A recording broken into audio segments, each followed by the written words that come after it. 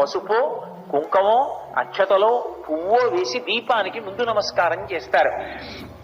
అటువంటి దీపం మనం ఈ మాసంలో ప్రత్యేకంగా పౌర్ణమి తిథి నాడు వెలిగించినప్పుడు ఒక శ్లోకం చెప్పకుండా వెలిగించవద్దు. ఆ దీపాన్ని దీపంగా కాదు, ఆ దీపంలోకి ఈశ్వరుణ్ణి ఆవాహన చేస్తారు. త్రయంబకమావాహయామి, లేకపోతే దామోదరమావాహయామి అంటారు. దామోదరుణ్ణి ఆవాహన చేస్తున్నాను, ఈ దీపమే దామోదరుడు, ఈ దీపమే త్రయంబకుడు. మనుష్య జన్మని మనం పొందినందుకు ఆ రోజున సప్తమైనటువంటి భూతకోటికి మహోపకారం చేసే రోజు. ఒక శ్లోకం చెప్తాడు. కీటాపతంగాహమశకాశ్చ వృక్షాః జలే స్థలే ఏ నివసంతి జీవాః దృష్ట్వా ప్రదీపం నచ జన్మభాగినః భవంతి త్వం శ్వపచాహి విప్రాః అని చెప్పాలోసారి అంతటా చూసి నమస్కారం చెయ్యాలి. ఈ దీపము పరబ్రహ్మము.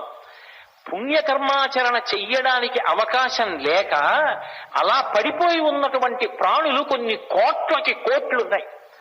అవి ఎక్కడున్నాయి అంటే కీటాపతంగాహమశకాశ్చ వృక్షాః, చిన్న చిన్న పురుగులు, రెక్కలు కలిగినటువంటి పురుగులు, దోమలు, ఈగలు, ఎన్నో. ఇన్ని జన్మ పరంపరలో తిరుగుతున్నటువంటి ఈ ప్రాణులకు స్వరపేటిక లేదు. అవి భగవన్నామం చెప్పలేవు. తనని తాను ఉద్ధరించుకోలేదు, వేరొకరిని ఉద్ధరించలేదు. కానీ నేను మనుష్యుడిగా పుట్టాను.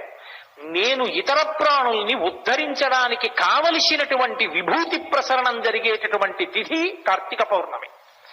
కాబట్టి ఇవాళ నేను వీటన్నిటికీ అనుగ్రహం చెయ్యగలను. అవి భూమి మీద ఉన్నవి కావచ్చు, భూమి మీద ఎగురుతున్నవి కావచ్చు, భూమి మీద పాకుతున్నవి కావచ్చు, భూమి మీద పుట్టి దీపం మీద వాలి చచ్చిపోతున్నవి కావచ్చు, స్థలే జలే స్థలే నీళ్లలో పుట్టినవి కావచ్చు, నీళ్లలో ఉన్నవి కావచ్చు, భూమి మీద పుట్టినా కదలలేనివి కావచ్చు. చెట్టుంది, ఒక చెట్టు నీకు ఎంత ఉపకారం చేస్తోంది. అసలు పరమేశ్వరుడు చెట్టు రూపంలోనే ఉంటాడు అన్నారు వాల్మీకి మహర్షి. తన దగ్గరికి వచ్చినటువంటి వాణ్ణి స్త్రీ పురుష పండిత పామర కులమత వర్ణవర్గ వివక్ష చూడదు. తన దగ్గరికి వచ్చాడు, నీడనిస్తుంది. పరమేశ్వరుడంతే. నువ్వు ఆయన పాదముల దగ్గరికి వెళ్ళావు, రక్షించేస్తాడు.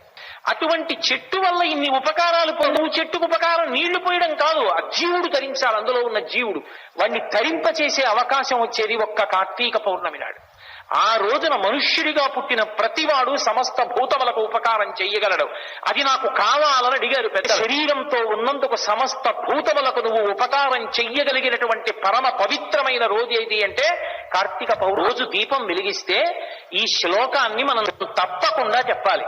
కీటాపతంగాహమశకాశ్చ విప్రాః జలే స్థలే ఏ నివసంతి జీవాః. అది నీళ్లలో ఉందా భూమి మీద ఉందా అనవసరం. ఆ జీవులన్నీ కూడా దృష్ట్వా ప్రదీపం నచ జన్మభాగినః, ఈ దీపం వంక అవి చూస్తున్నాయి. అవి చూసిన కారణం చేత ఇక అవి జన్మను పొందకుండుగాక. ఆ రోజుకున్న ప్రాధాన్యత అటువంటిది.